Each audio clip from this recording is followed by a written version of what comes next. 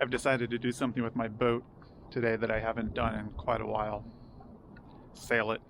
First up, scrub the bottom.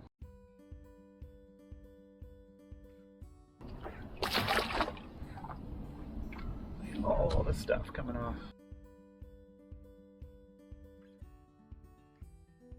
Done brushing the port side, time to brush the starboard side.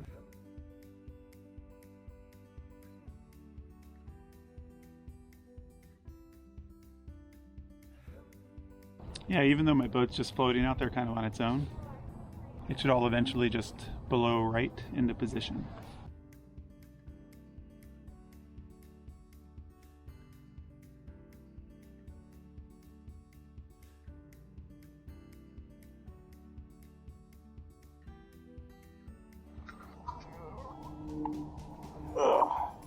Alright, so front to back, I have to take the power cable off. I need to stow my port side bow line. I need to get the mainsail cover off, get the main halyard attached to the headboard. Well, make sure all the reefing lines are slack. I need to stow my companionway hatchboard. I need to stow my port side dock line. I need to get the tiller back up and out of the way. Stow the wind vane steering line. I need to release the boom. That's just on the deck, and then there's a bunch of stuff I'm going to do down below. Looking at the windex on top of the mast, the wind is coming from pretty much straight onto the bow. The departure plan is going to be to hoist right here on the main. Just give a little shove off, get the bow off the wind so that the wind comes on starboard, then deploy the jib backwinded to help me turn tightly off the wind and sail out the marina that way.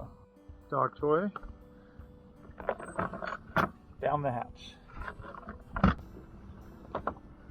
I like to use a lark's head up there. If I'm on the dock, I can just grab this handle and pull, and the whole thing just comes free. Something very large just bubbled up in the middle of the marina there. It's a seal. 2 seals. Well, that makes a lot more sense. Either playing or mating, or a little bit of both. So I'm a big fan of when I'm getting a boat ready to go, or putting it away after sailing, I like to start at the front of the boat and work my way back. I like to just do everything that I can possibly do in that one area and then move down the boat the other direction and leave nothing behind me that still needs to be done. So taking off the mainsail cover, and while I'm here, releasing the halyards that I have guyed out to keep them from slapping in the wind.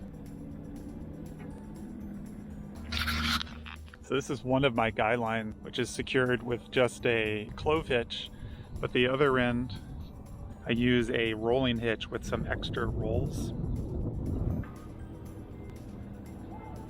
I unbuttoned the mainsail cover when I got to the aft end of the boom.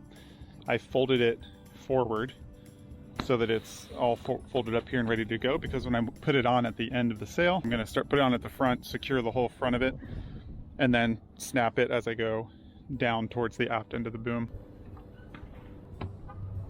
Alright, so here I'm going to get all my lines that are led aft from the mast clear and ready to go. Then I'm going to open all the clutches. This one's the staysail halyard, so I don't need to open that one. This is the boom bang. So just to make sure my reefing lines are able to run free, and I need the boom bang released before raising the main. Make sure all the lines are free to run. And on these, that one might have been staysail actually. That's a sign of not sailing your boat enough. You forget which lines are which. And I don't have them labeled. Didn't used to need to. Third, I want to keep all the slack out of the main halyard while it's attached to the sail so that the halyard can't swing around and wrap up on the spreaders. These are my intermediate reefing points. It should look like this. And now it looks like this.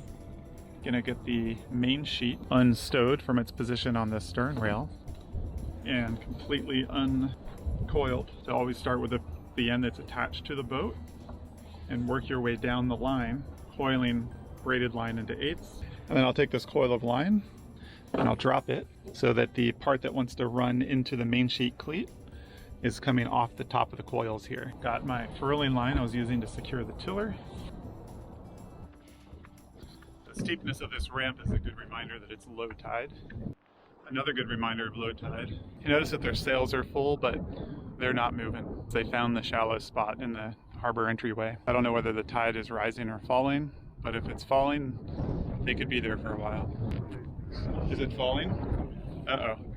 Pocket is inspiring me to join her for a nap. Okay, we might be inspiring each other in opposite directions. Oh man, Pocket talked me into joining her for a nap. I mean, could you refuse that? Okay. You ready to go? Okay, let's go. Okay.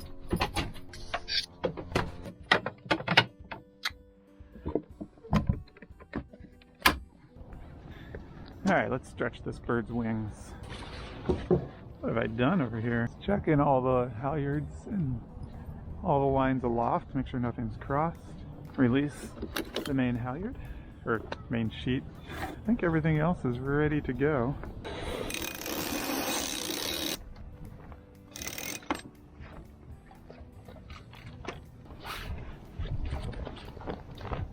Everything actually looks pretty good. Sounds pretty good, looks pretty good.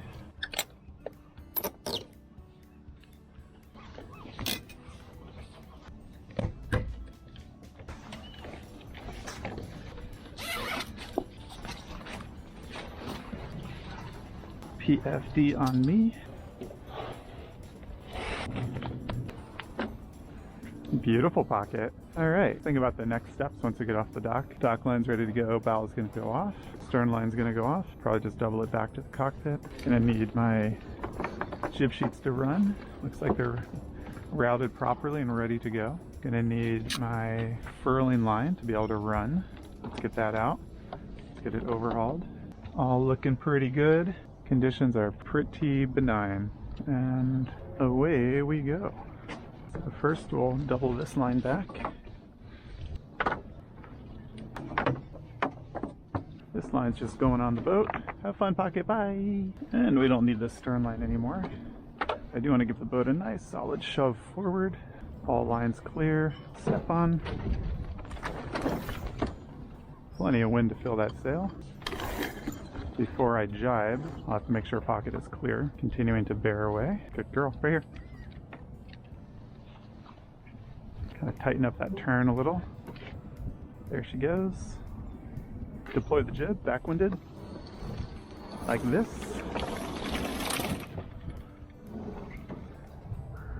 And that'll also pull the nose off the wind and get me heading downwind very nicely.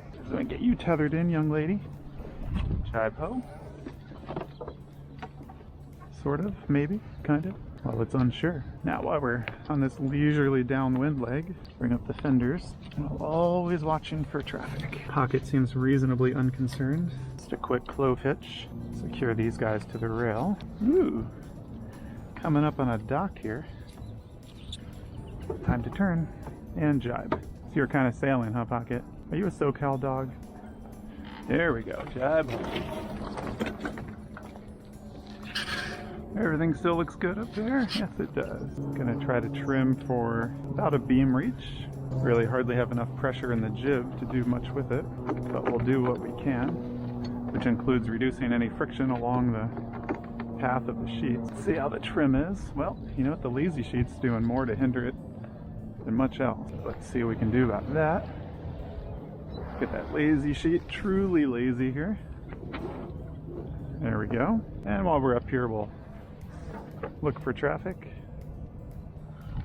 Looks all good. And we'll clean up this dock line. Look for traffic again.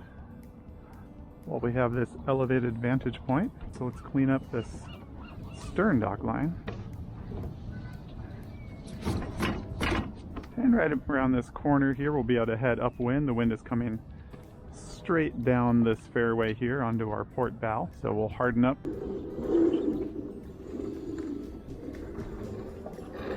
Do want to make the most of what we've got. There's not much chop to slow us down because there's not much wind. Now looking at the telltales on my jib, they tell me that I can head up some more. There we go. Now they're both flying pretty well.